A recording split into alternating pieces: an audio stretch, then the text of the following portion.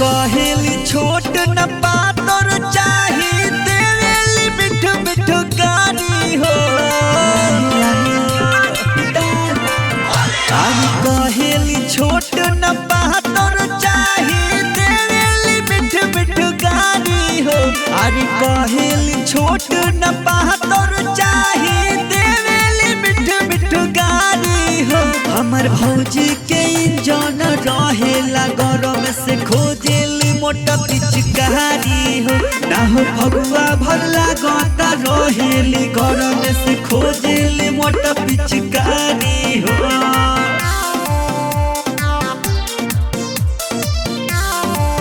Music by Santosh Singh.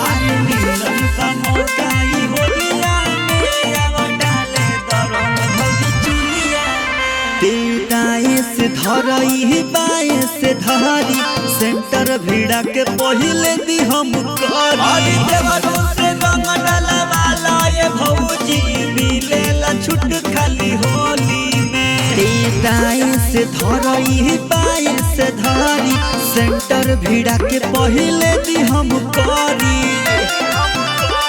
मुस मोटा के बलोढ़ा भइल मन करे हम दी झारी हो।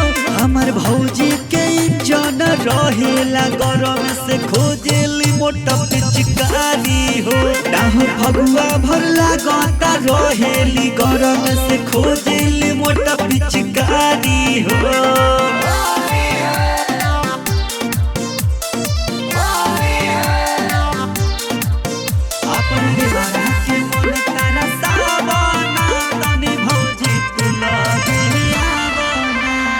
हेने सट काहे रहता दूर हमर तो बात खाली लागता बे।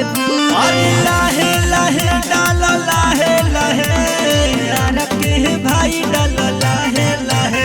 तनी हेने सट काहे रहता दूर हमर तो बात खाली लागता बे दूरे।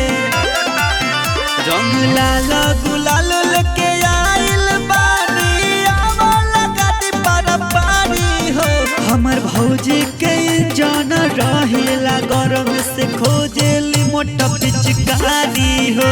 ना हो फगुआ भर लागता रहेली गरम से खोजेली मोटा